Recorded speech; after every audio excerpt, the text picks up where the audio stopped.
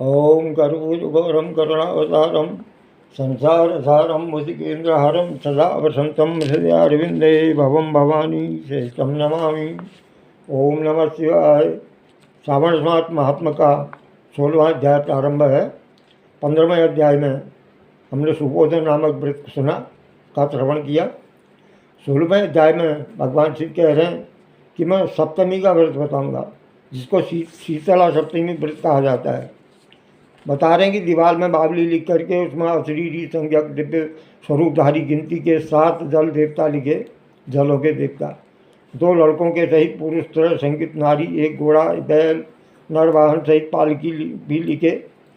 16 उपचार द्वारा जल देवों की अर्चना करे, ककड़ी दही भात का नैवेद्य अर्पण करे। इस प्रकार जो है 7 साल तक व्रत करे और प्रतिवर्ष 7 सौभाग्यवतियों को भोजन करा करके उसका उद्यापन करे। तो भगवान शिव जो हैं शीतला सप्तमी के पूर्व वृतांत किसने इस व्रत को किया था, क्या फल मिला, उसको सुना रहे हैं। कह रहे हैं कि हे सनत कुमार, सौराष्ट्र देश में शोभन नाम का एक व्यक्ति निवास करता था। उसने निर्जन तथा विजन वन में यानी एक जंगल में एक कुआं खुदवाया। बहुत का पैसा खर्च किया और रमणीक सीढ़ी का निर्माण कराया। बहुत टिकाऊ जो है कुआं बनाया।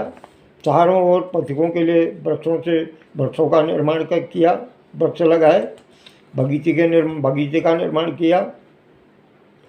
लेकिन उस बावली का पानी सूख जाने पर वहाँ जल ही नहीं मिला उसको।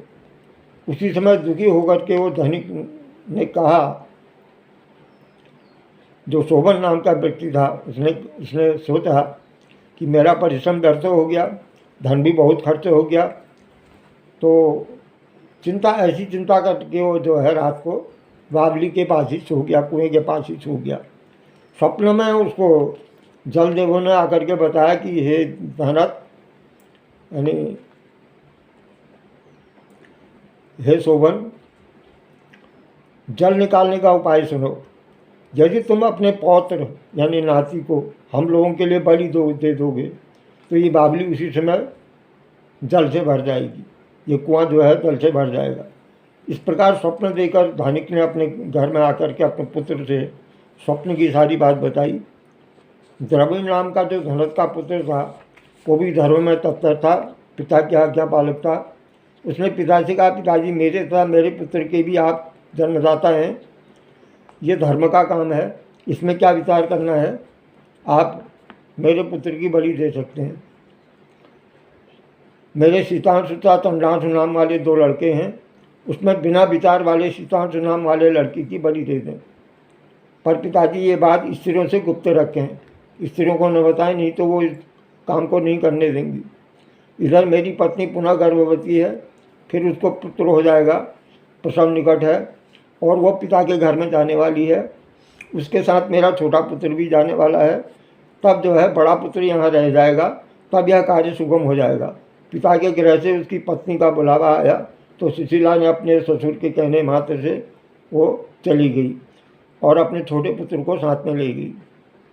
उसके जाने के बाद पिता और पुत्र दोनों ने उस शीतांशु नामक लड़के की देह में तेल लगा करके उसे नहलाया, कपड़े पहनाए, उसको भूषित किया और वरुण नक्षत्र पूर्वाषाढ़ा के आ जाने पर प्रसन्नता से बावली के किनारे पर उस लड़के को खड़ा करके कि ऐसा कहा कि इस लड़के की बलि से जल देवता प्रसन्न हो जाएं।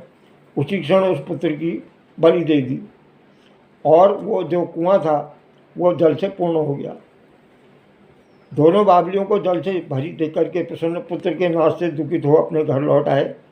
पिता के घर सुशीला जो है यानी उसकी बहू जो थी और जो उसके लड़के की पत्नी थी, तीसरा लड़का पैदा हो गया वो मायके में ही, और 3 मास बीत जाने के बाद वो अपने ससुराल आने लगी। उसी कुएं के पास आई और उसे जल से परिपूर्ण देख करके बड़ा आश्चर्य हुआ। उसमें स्नान करके बोली कि मेरे ससुर का ने जो भी ये काम किया था, उद्योग किया था, वो सब सफल हो गया। उस रोज जो है श्रावण महीने की शुक्ल पक्ष की सप्तमी तिथि थी। सुशीला ने शीतला का शुभ व्रत किया। वहीं पर दही चावल मंगा करके रमणीक पाक बनाया, जल देवता का अर्चन किया, पूजन किया, दही चावल और ककड़ी का नैवेद्य लगाया और जो है ब्राह्मणों को भी दिया। वहाँ से सुशीला का गांव 4 कोस पर था। वहाँ से रमणी पालकी पर सुशीला सवार होकर के घर की ओर दोनों लड़कों के सहित चली।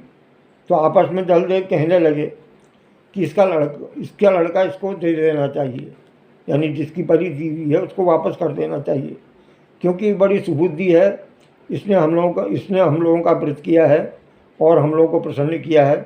इस व्रत के प्रभाव से हम इसको पुत्र दे देते हैं।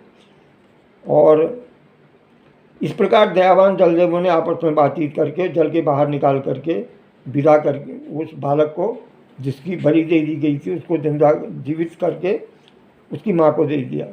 माँ को देखकर लड़का माँ के पीछे से भागता हुआ कहने लगा, माता जी ऐसा कह करके पुकारने लगा।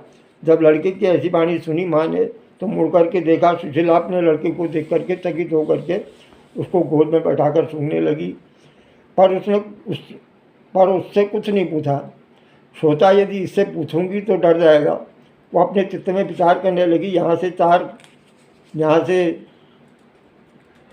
यानी जो है थोड़ी दूर पर हमारा जो है ससुराल आ जाएगा।